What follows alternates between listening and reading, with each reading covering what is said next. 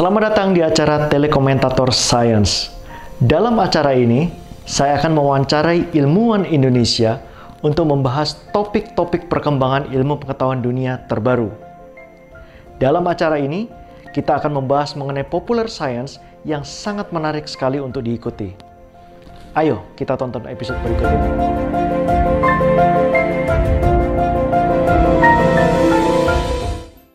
Kembali kita bersama dengan Mas Zulkaida Akbar, peneliti Indonesia yang sedang melakukan riset dan juga penelitiannya di Amerika Serikat saat ini. Mas Zul, Assalamualaikum. Waalaikumsalam warahmatullahi wabarakatuh. Oke, sehat-sehat semua Mas Zul ya? Alhamdulillah, sehat Mas. Alhamdulillah sehat-sehat semua, dan kita berharap semoga pandemi ini cepat berlalu ya Mas Zul ya. Semoga kita bisa kembali ke kehidupan yang normal lagi. Entah itu dalam bentuk apa lagi sekarang. Ya, kalau di sini sudah normal sih. Anak sekolah sudah masuk, anak kuliah juga sudah masuk. Baru minggu ini. Oke, Mas Zul, kita akan mencoba melanjutkan kembali bincang-bincang kita, Mas Zul, setelah kita kemarin sempat membahas mengenai mulai dari perjalanan ke Mars, kemudian mengenai Guts particle, terus terakhir kita berbicara mengenai gravitasi, mengenai Einstein gravitasi dan juga gravitasinya Isaac Newton ya. Sekarang ada satu lagi, ada hubungannya dengan Albert Einstein ini, Mas Zul, yang sering kali menjadi topik pembicaraan atau topik pertanyaan dari orang-orang awam seperti saya ini, yaitu konsep mengenai lubang hitam atau black hole itu sendiri. Mungkin Mas Zul, untuk awalnya sendiri mungkin bisa diberikan satu cerita latar belakang ini. Apa sih black hole itu sebenarnya, Mas Zul? Jadi black hole ini menarik ya. Yang pertama, black hole ini sebenarnya konsekuensi dari gravitasinya Einstein, bukan gravitasi Newton ya, seperti yang kita bahas kemarin. Ya. Tapi justru bukan Einstein yang memprediksi black hole. Karena kan gini, kalau kemarin kita diskusi tentang gravitasinya model Newton yang lama, itu kan persamanya sederhana sekali.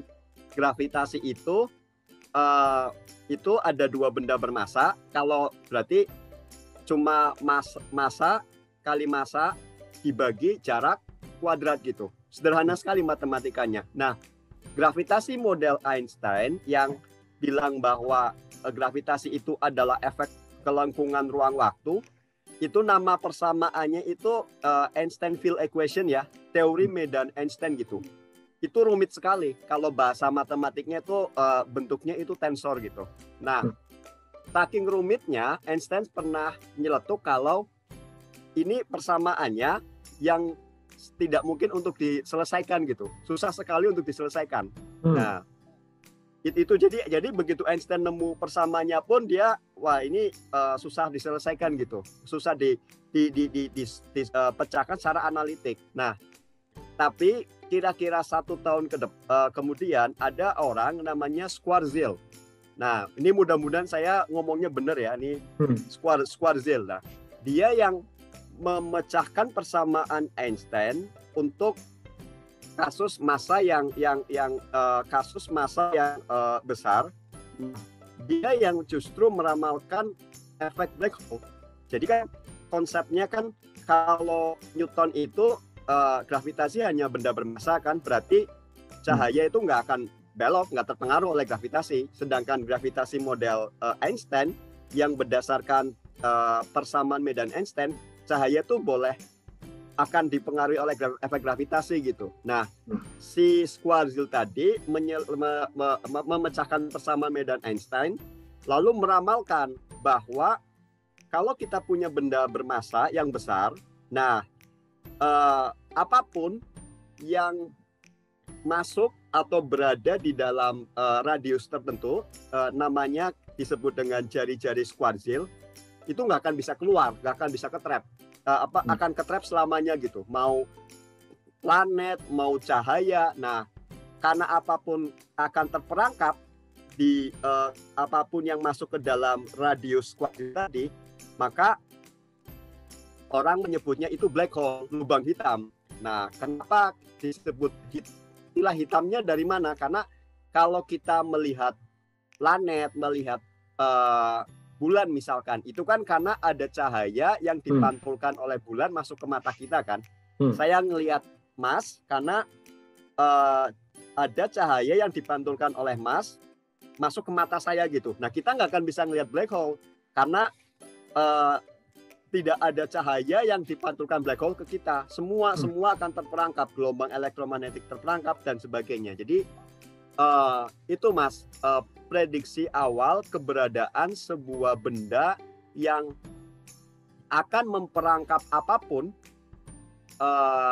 yang disebut dengan black hole. Jadi Schwarzschild yang memecahkannya pertama kali meramalkan keberadaan black hole berdasarkan gravitasinya Einstein kira-kira setahun 2 tahun setelah Einstein menemukan persamaan medan Einstein-nya 1930-an, 1935 sekitar itu Mas. Sejarahnya ramalan akan black hole. Ini kan kemudian setelah teori itu lahir, kemudian kan orang-orang berusaha untuk membuktikan gitu. Tapi sebenarnya kalau umpamanya dari fisika sendiri, Mas Ul ya, dari mana sih black hole ini berasal, Mas Ul? Nah, jadi awalnya kan Schwarzschild tadi kan ini meramalkan keberadaan benda yang karakteristiknya kayak gini nih, yang akan memerangkap apapun, namanya black hole gitu kan. Nah, waktu itu ya awalnya kan biasa spekulasi ya, 1940-an itu kan orang juga emang iya ada kayak gituan sih. Nah, beberapa tahun kemudian, pertama tadi tuh terkait pembuktian ya. Nah, orang baru ada loh yang namanya black hole. Lalu kan dari mana kita tuh ada namanya black hole? Orang itu nggak kelihatan, nggak bisa diteropong pakai apapun kan. Nah, ini orang melihat black hole itu ibaratnya gini Mas. Ada 2 orang pasangan sedang berdansa, yang laki-laki pakai baju tuxedo hitam, yang perempuan pakai baju pengantin warna putih gitu kan, berdansa berpasangan muter-muter di dalam ruangan yang gelap gitu. Nah, yang kita lihat kalau ada orang luar yang lihat kan, yang si laki-laki yang pakai tuxedo hitam kan nggak kelihatan. Yang kelihatan dari luar itu cuma si perempuannya yang pakai baju putih muter-muter gitu. Nah, itu pengamatan pertama tentang black hole. Jadi pengamatan ke melihat sistem bintang kembar. Jadi ada beberapa sistem kayak bintang-bintang itu yang berpasangan saling mengitari satu sama lain. Nah, tapi yang kelihatan cuma si satunya doang gitu kan. Yang si perempuan pakai gaun putihnya gitu. Yang bintang normalnya ini yang kelihatan. Terus, loh itu kok bintang muter-muter kayak sistem bintang kembar, tapi kok sendirian muter-muternya. Yang satu lagi mana? Satunya lagi nggak kelihatan gitu. Nah, lalu orang menyimpulkan, oh jangan-jangan satunya itu black hole gitu. Karena efek gravitasinya doang. Jadi black hole itu dirasakan efek gravitasinya, tapi tidak kelihatan. Efek gravitasinya yang membuat bintang pasangannya itu muter-muter. Black hole-nya juga muter-muter, cuman nggak kelihatan. Nah, kalau saya tidak salah ingat, namanya itu Cygnus X. Itu pertama kali sistem bintang kembar Cygnus X itu pertama kali black hole itu ada gitu. Nah, setelah itu kan kalau gitu black hole bintang dong. Bintang kembar tapi nggak kelihatan, dia jadi black hole kan. Nah, lalu orang studi lagi.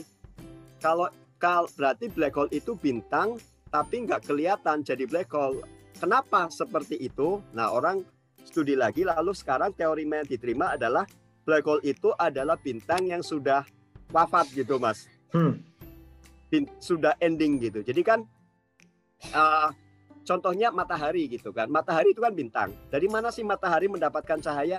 Matahari mendapatkan cahayanya itu dari reaksi fusi. Mendapatkan energinya yang kita terima itu dari reaksi fusi gitu. Jadi matahari itu ibaratnya bom hidrogen sebenarnya. Bom fusi yang sangat besar sebenarnya. Jadi ada hidrogen, 2 hidrogen nyatu jadi 1, jadi helium dengan melepaskan energi yang sangat besar karena masanya, misalkan hidrogen masanya 1 nih, 2 hidrogen nyambung harusnya jadi 2 kan, tapi 2 hidrogen nyambung masanya cuma jadi 1,5, ada yang hilang. Nah, yang hilang ini jadi energi berdasarkan rumus E sama dengan mc² kan.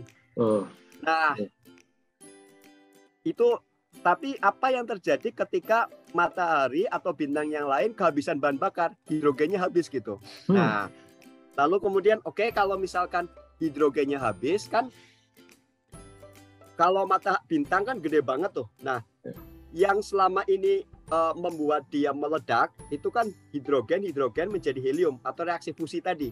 Yeah. Nah, kalau hidrogen sebagai bahan bakar reaksi fusinya habis, maka itu akan terjadi tarikan kan. Jadi akan internal gravitasinya yang akan membuat dia mengkerut gitu. Nah, kalau bintangnya masih hidup, yang mengkerut itu ditahan oleh ledakannya yang membuat cenderung untuk expanding sehingga terjadi kesetimbangan gitu. Nah, begitu bahan bakarnya habis, itu tidak setimbang lagi. Nah, ini akan mengkerut. Nah, setelah mengkerut ini karena efek internal gravitasinya ada beberapa pilihan, Mas, tergantung masanya. Nah, bintang yang nggak begitu besar itu begitu mengkerut, nanti akan ada setimbang baru, lalu dia menjadi namanya itu white dwarf ya, atau kalau diterjemahkan itu bintang katai putih, bintang kerdil putih. Jadi cebol lah. Yeah. Nah, nanti biasanya kesetimbangan berikutnya adalah kalau mengkerut, efek gravitasinya mengecil, lalu dia melempar sebagian masanya. Biar gak terlalu gede gravitasinya ya, itu yang menjadi ledakan supernova. Jadi ledakan supernova itu juga tanda dari kematian sebuah bintang. Nah, ada skenario yang lain, bintang yang masanya menengah itu menjadi bintang neutron, kecil juga. Nah, tapi kalau masanya sangat-sangat besar, nah lebih dari angka tertentu ya. By the way, angka itu yang meramalkan itu orang India, fisikawan Nobelist Prize namanya Chandrasekhar. Jadi dia menghitung namanya limit Chandrasekhar. Kalau misalkan bintang masanya kurang dari, kalau nggak salah 9 kali masa matahari.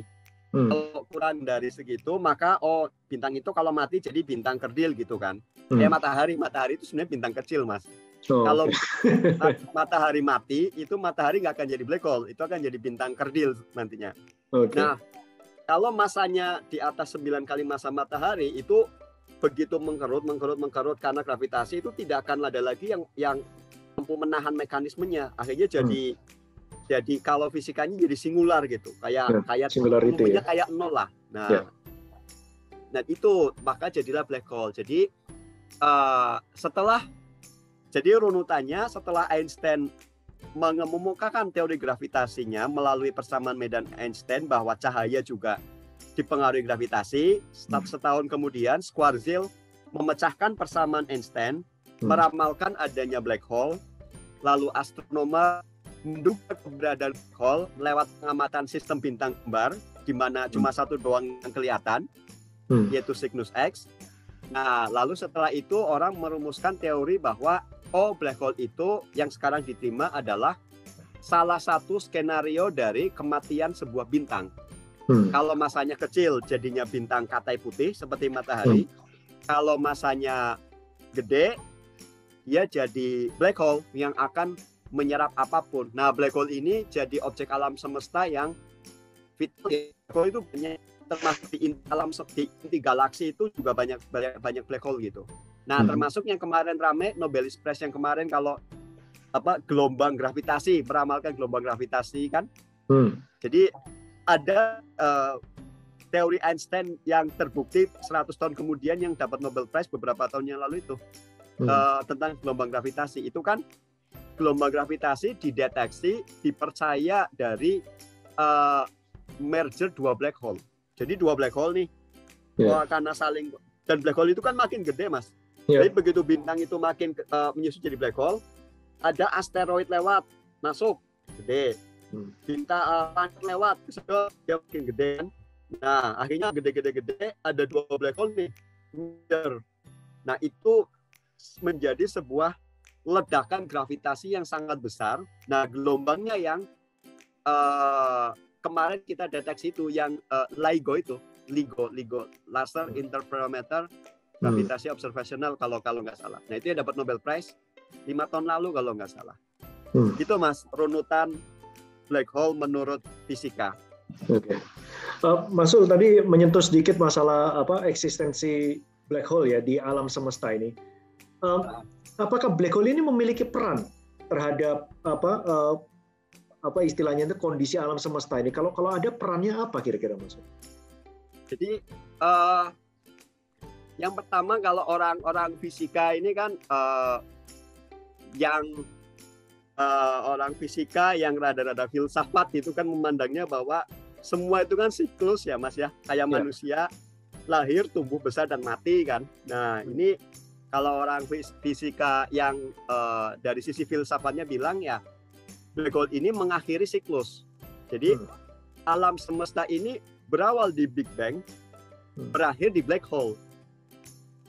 Big Bang dentuman besar yang kita dulu pernah diskusikan, kemudian terbentuk planet, terbentuk bintang, terbentuk alam semesta, lalu begitu mati ya nanti akan jadi black hole gitu kan. Nah, jadi pertama perannya apa kalau orang memandang ini dari sebuah siklus ya mengakhiri siklus. Jadi black hole kayak kemarin yang itu kan yang dapat Nobel Prize pendeteksi gelombang gravitasi dari merger black hole. Ya suatu saat mungkin black hole itu akan saling merger jadi gede, akan menyerap apapun. Black hole membesar, ketemu black hole lain, merger, jadi makin besar lagi. Bukan tidak mungkin, suatu saat kita semua ini adalah black hole gitu. Menjadi black hole semuanya. Bahkan ada yang spekulatif, jangan-jangan kita ini berada di dalam sebuah black hole gitu. Yaitu spekulasi yang belum ya spekulasi ya, tapi pada intinya kalau kita lihat dari sebuah siklus, ini adalah akhir dari siklus. Ada awal, ada akhir. Dari Big Bang menuju black hole gitu. Ya, itu Mas, peran pentingnya. Gitu. Mas Ul, saya membaca ini mungkin pop fiction ya. Ini mungkin Mas Ul bisa ini. Tapi ini dasarnya katanya berdasarkan dari teorinya Einstein itu sendiri yang berkenaan mengenai gravitasi dan juga black hole ini. Kalau nggak salah itu saya baca, katanya dalam konsep time travel ya, atau ini katanya itu ada hubungannya dengan black hole, atau mungkin kalau nggak salah saya baca itu black hole itu justru bisa terhubung dengan namanya white hole, di mana orang itu bisa menuju ke ini merupakan pintu ya atau portal menuju ke alam semesta lainnya. Itu bagaimana Mas Ul mengenai pendapat ini? Jadi gini, black hole ini kan setelah teori black hole ini sangat well established, kan orang kemudian bertanya kan, apa yang terjadi setelah black hole, apa yang terjadi kalau kita jatuh ke black hole, dan sebagainya gitu kan. Nah, yang ada beberapa kelompok. Kelompok pertama yang skeptis, ya sudah, fisika berakhir di situ gitu. Jadi, titik singular namanya. Fisika berawal dari Big Bang, which is singularity, berakhir di black hole, another singularity, ya stop it, hukum fisika sudah berhenti di situ gitu. Nah itu kelompok pertama gitu. Jadi itu ada the end of physics law gitu. Jadi udah nggak usah diteruskan lagi. Setelah black hole itu nggak di luar fisik, itu metafisik lah. Itu kelompok pertama. Nah yang kedua itu yang pendekatannya yang scientific, yang ngulik black hole scientific. Nah, yang paling terkenal itu Stephen Hawking, Mas. Terkenal ya, tahu Stephen Hawking kan ya? Iya. Nah, Stephen Hawking itu terkenal itu gara-gara black hole. Nah, dia salah satu buku yang paling terkenal kan A Brief History of Time. Yes. Nah, kenapa Stephen Hawking terkenal? Jadi gini, walau bagaimanapun black hole itu dibangun atas teori gravitasi Einstein, yang kalau menurut pandangan fisika itu fisika klasik, bukan fisika modern. Apa itu fisika modern? Fisika modern itu mengandung unsur kuantum. Nah, jadi sedangkan misteri terbesar fisika sekarang itu adalah bagaimana menggabungkan kuantum dengan gravitasi gitu. Mengkuantumkan gravitasi itu masih belum well established lah. Nah, jangan-jangan black hole nggak seperti itu kalau kita memasukkan unsur-unsur kuantum. Nah, itu yang dikerjakan oleh Stephen Hawking selama hidupnya, atau dia berkarir di situ gitu kan. Nah, makanya ada beberapa revisi di black hole itu sebenarnya. Salah satunya dia di buku A Brief History of Time itu ada satu chapter yang bilang bahwa black hole ain't so black gitu. Black hole ain't so black. Black hole nggak segitunya hitam gitu kan. Jadi ada perhitungan termodinamika dan kuantum tertentu yang sebenarnya di pinggiran black hole itu dia juga bisa memancarkan partikel gitu. Nah itu pendekatan kedua ya, Stephen Hawking yang ngulik black hole untuk memasukkan efek-efek kuantum, termodinamika dan sebagainya. Yang ketiga itu yang saya bilang rada spekulatif ya. Salah satunya itu betul bahwa black hole itu berpasangan dengan namanya white hole dan terkonek dengan namanya lubang cacing, wormhole gitu. Jadi kalau orang wormhole. Jadi kalau orang masuk ke black hole, dia akan terkonek dengan lubang cacing dan akan keluar ke alam semesta lain melalui white hole. Nah, ini yang ketiga ini yang misalnya pendekatan-pendekatan kayak parallel universe dan sebagainya gitu kan. Nah, banyak yang seperti itu. Cuman kalau saya pribadi, saya menganggap yang ketiga ini spekulatif ya. Saya lebih kesuka yang pendekatannya Stephen Hawking gitu. Emang dia beneran ngitung gitu kan. Yang kedua ya.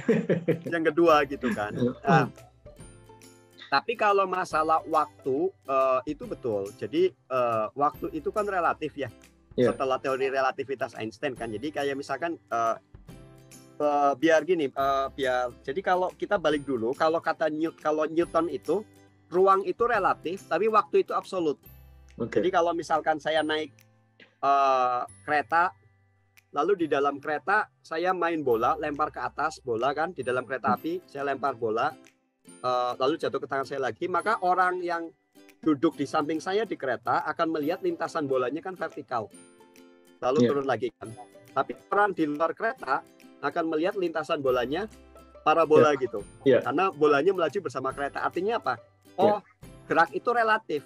Tapi waktu itu absolut, kata Newton. Meskipun geraknya relatif, satu ngelihat vertikal, satu ngelihat parabola, tapi waktu bola dari tangan ke tangan itu harus 7 orang dalam kereta dengan luar. Waktu itu absolut. Nah, kata Einstein itu waktu ya terkoppel dengan ruang itu relatif juga. 1 tahun menurut Anda bisa 1 hari menurut saya.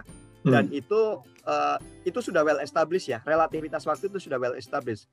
Makanya ada istilah paradoks kembar dan sebagainya gitu kan. Nah, apa yang terjadi di black hole? Yang pertama, orang akan terstretch kalau ke black hole ya. Secara ruang dia akan terstretch karena gravitasi di kaki jauh lebih besar daripada gravitasi di kepala. Yang kedua, efek gravitasi dia akan merasakan dilatasi waktunya akan melambat, sangat lambat gitu. Jadi orang akan melihatnya orang jatuh ke black hole itu infinite time, Mas. Meskipun black hole-nya kecil, orang akan melihat orang jatuh ke black hole itu waktunya infinite, lama sekali. Karena waktunya melambat. Jadi waktu melambat kalau di black hole. Nah, itu yang mungkin. Jadi kayak film Interstellar segala macam relatif ya. Kalau fisika itu established. Jadi ada waktu yang melambat. Makanya kalau kita belajar fisika modern itu pasti di awalnya itu suka ada bab di masalah paradoks kembar. 2 orang kembar persis, yang satu di bumi, yang satu menjelajah luar angkasa dengan kecepatan sangat tinggi. Begitu balik, yang menjelajah itu lebih muda gitu. Yang satu 50 tahun, yang satu 20 tahun. Nah, kayak di film Interstellar itu well established, secara fisika well established. Jadi waktu itu memang berjalan sangat lambat di luar angkasa sana. Dan itu nanti bisa menjadi topik tersendiri, Mas. Kita akan ngobrol-ngobrol lagi khusus untuk membahas masalah waktu ini. Tapi terima kasih, Mas. Ini bincang-bincang kita yang cukup ringan, namun cukup menyeluruh ya mengenai konsep dari black hole itu sendiri, termasuk histori dan juga perkembangannya dan dampaknya terhadap dunia fisika saat ini. Terima kasih, Mas. Terima kasih atas penjelasan black hole. Kita akan ketemu lagi untuk topik-topik berikutnya. Assalamualaikum, Mas. Sehat-sehat selalu. Waalaikumsalam warahmatullahi wabarakatuh. Sampai ketemu, Mas Ridwan.